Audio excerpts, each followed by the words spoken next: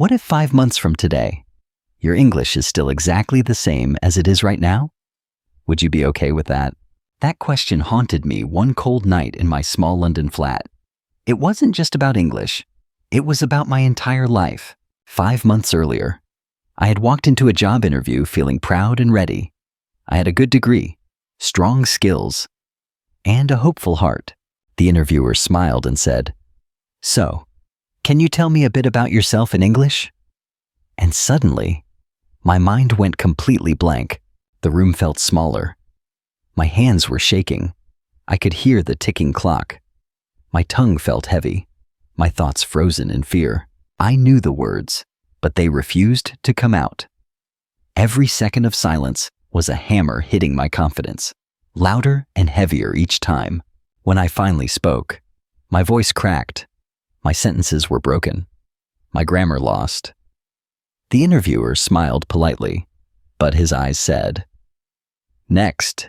I left the office that day with my chest tight and my pride shattered. London's sky felt gray, and my dreams felt far away. It wasn't just about losing that job. It was about realizing that years of studying English meant nothing if I couldn't speak when it mattered.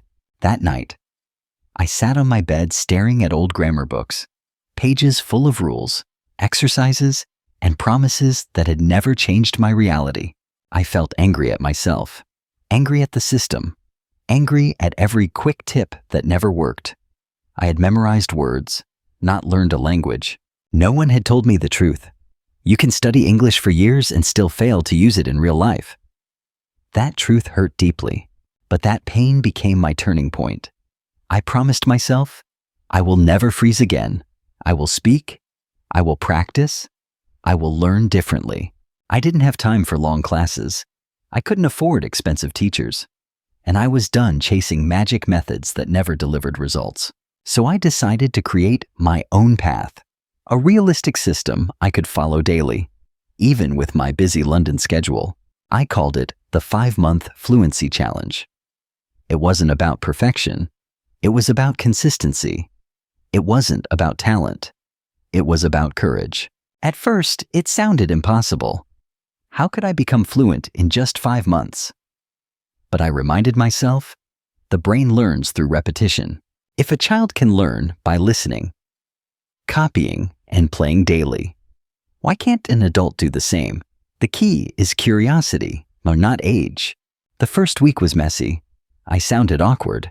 I forgot words mid-sentence. Sometimes I even laughed at my own pronunciation mistakes. But every time I spoke, the fear grew smaller. Every time I listened carefully, my brain started recognizing rhythm and sound patterns. English stopped being a subject. It became a living rhythm, a music that I could slowly understand. One beat at a time. One morning, in a small cafe near Oxford Street, I tried ordering in English. "Can I have an iced coffee, please?" The barista smiled and said, "Sure." That simple exchange felt like victory. My heart raced, but my words came out naturally this time. That's when I realized, fluency isn't about speaking perfectly. It's about connecting confidently. Even small wins matter when you're consistent. The next day, I recorded myself speaking for 1 minute. It was awful, but I didn't delete it. I decided to make it my daily mirror. Each day, I spoke a little longer, a little clearer, a little braver. The fear slowly melted into excitement. Progress replaced perfection. I learned something powerful called spaced repetition. It's not a trick. It's how your brain moves knowledge into long-term memory through intervals. By repeating patterns daily, my brain started thinking faster. My words began to stick naturally, without force or frustration. After 1 month, I noticed real change. I didn't need subtitles for every word anymore. My ears recognized common phrases instantly. When I heard people speaking English on the tube, my brain didn't panic. It listened. That was my first proof that this system worked. Friends started noticing too. One said, "You sound more natural these days." I laughed and replied, "I talk to myself a lot." And it was true. I spoke to myself while walking, cooking, or waiting for the bus. I described everything I saw in English. I turned my phone into my best teacher. Podcasts, YouTube, and the voice recorder became my daily tools. No pressure, just daily use. By the end of month 1, I could talk about daily topics with ease. But deeper ideas still felt hard. I needed more structure. That's when I divided my journey into 3 stages, each one with a clear goal and mindset to build on the last. Stage 1, breaking the ice. Month 1, build reflex and confidence. Stage 2, acceleration. Month 2 through 3, expand and connect. Stage 3, mastery. Month 4 to 5. Think like a native. All 3 stages followed one rule. English must become part of your life, not an activity you only do when you have time. That's how I went from freezing in an interview to speaking fluently in 5 months, without leaving London, and without miracle shortcuts. Fluency is not about luck. It's about system, rhythm, and courage. If I can do it, so can you. Your journey can start today. The first month was not about grammar or memorizing words. It was about breaking the wall between me and English completely. My goal was simple, not to speak perfectly, but to stop being afraid. Fear kills more dreams than mistakes ever will. Every morning, I started with sound, not grammar. I opened YouTube and played short English videos with clear pronunciation and energy. I liked channels like BBC Learning English or Speak English with Lucy. I wore earphones, repeated after them, and mimicked every sound carefully. It felt strange at first. My mouth hurt. My accent sounded robotic. But I kept going. This method is called shadowing. You listen and repeat immediately. Like a shadow following the voice, it trains your mouth, ears, and brain to move together. After 1 week, I began to notice something beautiful. My brain could predict the next words. I was feeling the rhythm, not just hearing it. English stopped feeling like words on paper. It became sound, music, flow. I realized that every language is a kind of melody. Then I started the 1-minute talk, every day. I recorded myself speaking for 1 minute about anything I wanted. My morning walk, my favorite movie, what I planned to eat for lunch. It didn't matter what I said, only that I spoke freely. At first, I couldn't listen to my voice. It felt embarrassing. But after a week, I started to hear improvement. I sounded alive. Recording myself became a mirror. It showed progress I couldn't see daily. My confidence grew. 1 imperfect sentence at a time. Science explains this too. Our brain remembers through spaced repetition. When we repeat, pause, and repeat again, we build strong memory paths. So instead of learning new words daily, I reused old ones in new situations. It's better to go deeper than wider in vocabulary. For example, I took the word coffee. I made 10 sentences with it. I drink coffee. I need coffee. Coffee keeps me awake. This simple trick made my brain connect ideas automatically. I wasn't just learning English. I was training my thinking pattern in English. Then I created my English environment. I changed my phone language to English. Photos, calendar, settings. Everything became a small lesson. Every time I unlocked my phone, I was practicing subconsciously. It felt like living part of my day in English without studying. During lunch breaks, I listened to short podcasts like All Ears English or Voice of America. I didn't stop the audio when I missed words. I let English flow into my ears like music. Understanding every word wasn't the goal. Feeling comfortable with the sound was. In the evening, I practiced self-talk. I described what I was doing out loud in English. I'm cooking rice. The soup smells good. I'm tired but proud. These simple lines trained my mouth and brain together. Slowly, my thoughts started forming in English naturally. After 2 weeks, I noticed something magical. I didn't freeze anymore when someone spoke to me. I reacted naturally, without thinking too much. One afternoon at a cafe in London, a tourist asked me, "Is this seat taken?" I smiled and said, "No, please sit." We talked for a few minutes about the weather in the city. It was simple, but it felt powerful. I had truly connected. Mistakes didn't scare me anymore. When I said something wrong, I corrected myself 3 times. She goes. It worked perfectly. I discovered that confidence grows from correction, not from avoiding mistakes. Every error became my teacher, not my enemy. I also used what I called micro moments, tiny English practices throughout my day, while brushing teeth, walking, or waiting for the bus. I repeated quotes, reviewed phrases, or listened to short songs. These moments added up. By night, I had practiced for more than an hour. I didn't have to change my life schedule. I just changed my awareness. Every small window became a chance to use English instead of memorizing lists. I learned word families. From speak came speaker, speech, speaking. One tree, many branches, one memory path. That method saved me time and energy. I wasn't forcing words into memory. I was building natural connections that stuck for life. I also discovered the magic of emotion in learning. I didn't just copy pronunciation. I copied feelings, tone, and pauses.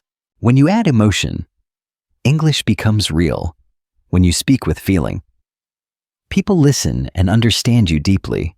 By the end of month 1, I had recorded 30 talks, watched 50 videos, and built daily fluency without pressure or burnout. I was no longer studying English. I was living with it, breathing it. It had become part of who I was. When I compared my first and last recording, I smiled. My voice was clearer, calmer, and confident. I sounded like a new person. Month 1 taught me a timeless lesson. Confidence comes from repetition, not perfection. Fluency grows from courage, not talent. You don't become fluent by waiting until you're ready. You become fluent by speaking before you're ready. Again and again. That's when I knew the ice had truly broken. My fear was gone. My momentum had started. The real transformation had begun. By the 2nd month, the fear had disappeared. I could speak simple English easily. But now I wanted to express deeper thoughts and emotions. I wanted to describe feelings, tell stories, share opinions, and sound natural. This stage was about speed, connection, and real communication. The goal was not just more vocabulary, but stronger meaning. I needed to connect words to context, not just memorize them in isolation. I changed my listening style completely. I stopped listening word by word. Instead, I listened for ideas, tone, and intention. Native speakers don't speak perfectly. They link words together, use rhythm, emotion, and body language. I wanted to understand that music, so I began training my ears to catch ideas. Not every single word. Guessing from context became my new superpower. For example, when someone said, "I'll catch you later," I didn't panic. I knew it meant, "See you soon." Context taught me meaning faster. I started watching real-life English content, London vloggers, British interviews, and casual podcasts about everyday life. It felt real and fun. I didn't treat them as lessons. I treated them as conversations. I repeated after the speakers, copied their tone, and reacted naturally. When I heard, "You know what I mean?" I replied softly, "Yeah, totally." I was practicing conversation, even when alone. Then I discovered something powerful called input flooding. It means surrounding yourself with one topic until your brain absorbs it fully. For 1 week, I chose food. I watched cooking videos, listened to food podcasts, and read cafe reviews. All in English. After that, I could talk about food fluently. The next week, I picked travel, then work, then relationships. Each week built a theme. During this time, I started writing reflection notes in English every night. Just 5 sentences about my day or something I learned. For example, today I learned the phrase break the ice. It means to start a conversation. I used it with my colleagues successfully. This small habit helped me remember new words emotionally, not mechanically. Writing made the lessons personal and unforgettable. At work, I looked for real opportunities to use English. When foreign clients emailed, I replied with short English sentences. I added friendly lines like, "Hope you're doing well," or "Nice to hear from you again." My small messages built big confidence. When international visitors came to our office, I volunteered to guide them. They spoke fast, but I understood enough to respond politely. They smiled and said, "Your English is good." That small compliment felt like fuel. It kept me moving through the hard days. I learned that mistakes don't slow you down. Silence does. The more I used English, the faster my progress became. I joined an online English speaking club one weekend. There were learners from India, Vietnam, Brazil, and the UK. We laughed and practiced. Everyone made mistakes, but no one cared. It felt safe and inspiring. I realized that community accelerates growth faster than studying alone. Still, there were hard days. Some weeks, I felt stuck. My listening seemed worse. My pronunciation didn't improve. I almost gave up. Later, I learned this is called the plateau. The brain needs time to reorganize information before the next big jump happens. Progress is invisible at first, but it's still happening. I decided to trust the process. Consistency became my best friend. Every Sunday, I celebrated 3 small wins. I can speak faster. I understood a British podcast. I learned to use phrasal verbs correctly. Those small celebrations reminded me I was growing. Fluency is built by noticing progress, not chasing perfection every day. In the 3rd month, I discovered story reconstruction. I listened to short English stories, then retold them in my own words. For example, I watched a video about a man who learned English from movies. Then I retold it naturally. He watched daily and improved. This technique helped me practice grammar, fluency, and memory all at once. It felt creative, not academic. One evening, I watched the Graham Norton show. The guests were funny and fast. I didn't understand everything, but I caught their emotions. I paused and repeated phrases like, "That's hilarious," and "Are you serious?" I practiced their tone, rhythm, and laughter. That's when I realized English is not just vocabulary, it's energy. Every sentence has life, emotion, and music inside it. I started thinking in English during daily life, planning my day. Okay, I'll do laundry first, then buy groceries. No translation, just flow. I noticed my brain began forming thoughts directly in English. It was like unlocking a new part of my mind. This was true acceleration. I no longer studied English. I used it, lived it, and enjoyed it every single day. By the end of month 3, I watched a 20-minute TED Talk without subtitles for the first time in my life. I didn't understand everything, but I understood enough to laugh, to feel, and to learn something valuable. That was freedom. That night, I wrote in my diary, 3 months ago, I was scared to say hello. Now, English lives inside me. It was not luck. It was rhythm, repetition, and faith. I had turned English from fear into flow. Now, the final 2 months were waiting. The foundation was ready. The next stage was about thinking like a native speaker. The real mastery was about to begin. By the 4th month, English no longer felt foreign to me. It flowed naturally, like the air I breathed walking through London streets. I didn't translate in my head anymore. I reacted. I understood jokes, emotions, and conversations at normal speed, even in crowded cafes. But I wasn't satisfied yet. I didn't want to just speak English. I wanted to think in English and express complex ideas easily. This stage was called mastery. where everything connects. The goal was not to study more, but to refine and polish what I had learned. I switched my focus from learning single words to learning patterns. Native speakers don't memorize words. They remember word combinations. For example, instead of decision, they say make a decision. Instead of advice, they use give advice. These patterns sound natural, so I built my own collection of patterns. I listened carefully and wrote down common expressions from shows, YouTube, and real conversations.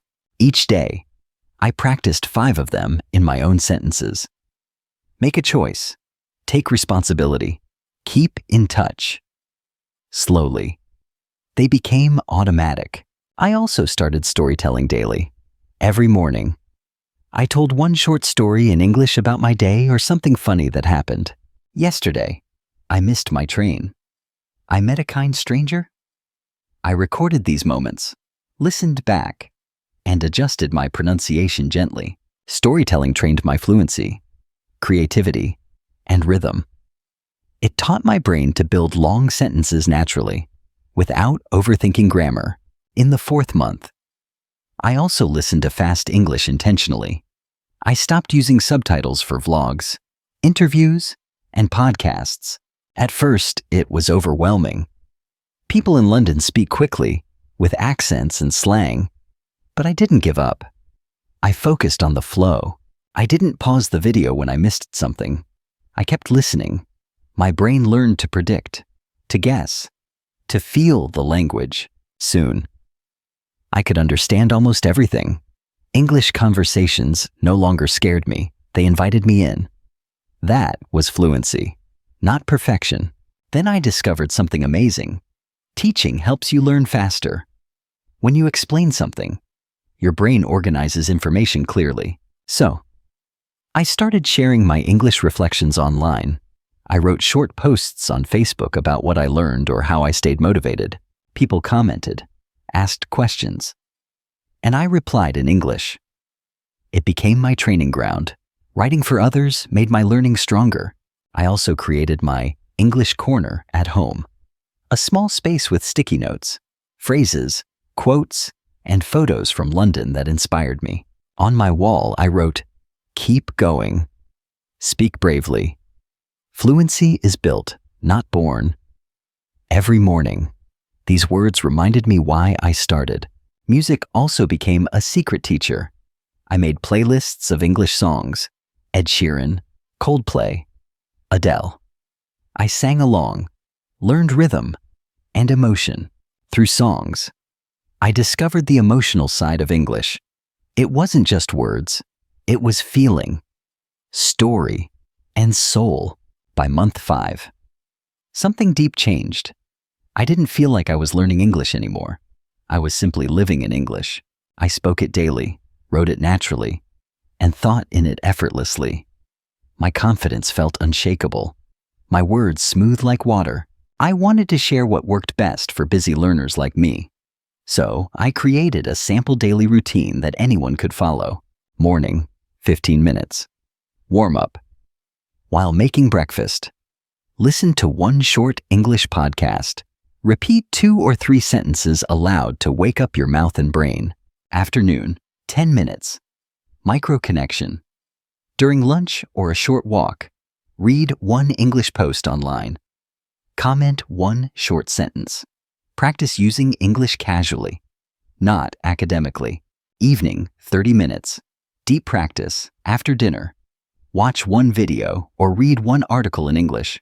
Summarize what you learned out loud and record yourself for reflection. This schedule fits even the busiest person. Small daily sessions keep your brain active. Fluency grows through rhythm, not intensity. By following this routine, you can easily practice 1 hour per day, without pressure, without guilt, and without losing motivation. Fluency isn't built by long study sessions, it's built by short, consistent actions that train your brain to respond automatically. In the 5th month, everything connected beautifully. Grammar improved naturally. Vocabulary expanded automatically. And my speaking felt authentic. One afternoon, I received a call from a company in London. They invited me for another interview with an international manager. I accepted confidently. When the day came, I walked in calm and clear-headed. No fear, just conversation. The interviewer smiled and asked questions in English.